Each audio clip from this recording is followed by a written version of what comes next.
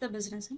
Business को perform करने के लिए फाइनेंस की ज़रूरत होती है, चाहे वो रॉ मटेरियल को खरीदने की हो, इक्विपमेंट को खरीदने की हो। इन सब एक्टिविटीज़ में हमें फाइनेंस की ज़रूरत पड़ती ही पड़ती है। माइक्रो फाइनेंस किसे कहते हैं? माइक्रो फाइनेंस का मतलब होता है जिसमें जितने भी छोटे बिजनेसमैन होते हैं, है ना, उनको छोटे अमाउंट में लोन की ज़रूरत होती है, उन्हें कहा जाता है।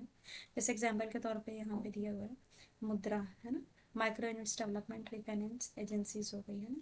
ये फ्री लोन्स मतलब बिना किसी कोलेट्रल को रखे, यानी बिना किसी चीज़ को रखे हुए ही ये लोन को प्रोवाइड कराते हैं। बैंक ओवरड्राफ्ट क्या होता है? बैंक ओवरड्राफ्ट जैसे मान लो आपके अकाउंट में 5 लाख रुपए हैं, ठीक है, बट आपने विड्रॉ 6 लाख कर लिए हैं, तो ये जो 1 लाख का अमाउंट जो आपने एक्सेस किया है उसे बैंक ओवरड्राफ्ट कहा जाता है। और इसमें लो रेट ऑफ इंटरेस्ट होता है ना। इंटरेस्ट कैसा होता है? बहुत लो रेट पे होता है। कैश क्रेडिट किसे कहते हैं? ये मिनिमम डॉक्यूमेंट्स की इसके अंदर में ज़रूरत होती है, आप 12 महीने तक के लिए कैश में लोन ले सकते हैं, ठीक है। ये वर्किंग कैपिटल की जब ज़रूरत हो तब आप इसको ले सकते हैं। ये बिजनेस को फाइनेंशियली स्टेबिलिटी देता है, ठीक है। मॉर्गेज किसे कहते हैं? मॉर्गेज का मतलब होता है गिरवी रखना, है ना। लेट सपोज आपने 3 लाख का लोन लेना है और आपके पास में कोई एसेट है, गहने हो सकते हैं, आपकी प्रॉपर्टी हो सकती है, कोई भी एसेट हो सकता है जिसकी वैल्यू 3 लाख या उससे ज़्यादा हो, ठीक है। तो आपको उस चीज़ को बैंक के पास में रखना पड़ता है, तो बैंक आपको लोन प्रोवाइड करती है।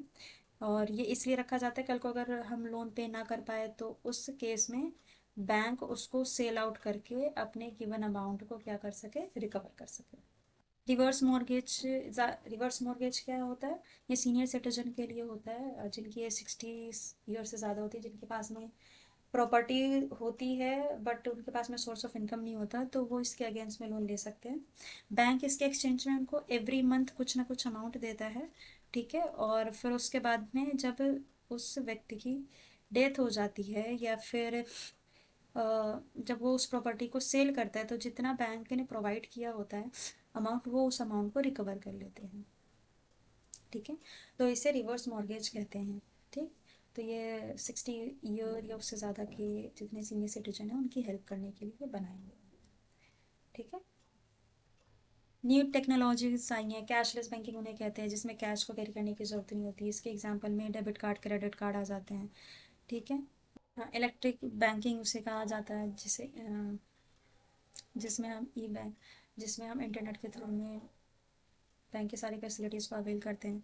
मोबाइल बैंकिंग सारी की सारी फैसिलिटीज़, सारी इन्फॉर्मेशन स्पेसिफिक रिलेटेड, जैसे हमारे कस्टमर अकाउंट जो होते हैं, ठीक है, ये सारे हमारे मोबाइल के अंदर में अवेलेबल होता है, हमें बैंक जाने की जरूरत नहीं होती, ठीक है। तो उसे मोबाइल बैंकिंग कहते हैं। इलेक्ट्रिक क्लियरेंस सिस्टम उन्हें कहा जाता है, जैसे मान लो आपको हर महीने LIC भरनी है ना, तो आपने हर महीने की 10 तारीख को LIC अगर भरनी है, तो आप बैंक को जाके बताते हैं कि हर 10 तारीख को मैं और मतलब ऑटोमेशन पर डालना चाहता हूँ, 10 एवरी 10 को आप मेरे अकाउंट से इतने अमाउंट डिडक्ट कर लें, क्योंकि वो LIC में पेमेंट करनी है, तो मैंने क्लियरेंस दे दिया है ना कि स्मार्ट कार्ड आपको पता है, स्मार्ट कार्ड में कार्ड होल्डर के पास में एक पिन कोड होता है, ऑथेंटिकेशन के लिए जाता है, और वो उस हिसाब से अपने चीज़ों को बाय कर सकते हैं, ठीक है। इसके अंदर में क्रेडिट कार्ड, डेबिट कार्ड दोनों आते हैं। ऑनलाइन बैंकिंग, ई बैंकिंग या वर्चुअल बैंकिंग भी कहते हैं, इसके अंदर में फाइनेंशियल जितनी ट्रांजेक्शन होती है वो सारी वेबसाइट के थ्रू में होती हैं, ठीक है। और सारी इन्फॉर्मेशन जो प्रोवाइड होती है वो वेबसाइट के थ्रू में होती है। एग्जांपल जैसे बिल पेमेंट वगैरह करना है, बैलेंस चेक करना है, पेमेंट को स्टॉप करना है, वो सारे हम इंटरनेट बैंकिंग से कर सकते हैं। होम बैंकिंग क्या है? ये स्पेसिफिक ये बैंकिंग ट्रांजेक्शन है जो घर पे बैठे बैठे फैसिलिटीज़ मिलती है, हमें बैंक जाने की ज़रूरत नहीं होती है। Thanks for watching. और हमारा यूनिट 2 का लेसन नंबर 2 भी फिनिश हो गया है। इट मीन्स यूनिट 2 में सिर्फ 2 ही लेसन थे जो हम ख़त्म कर चुके हैं। और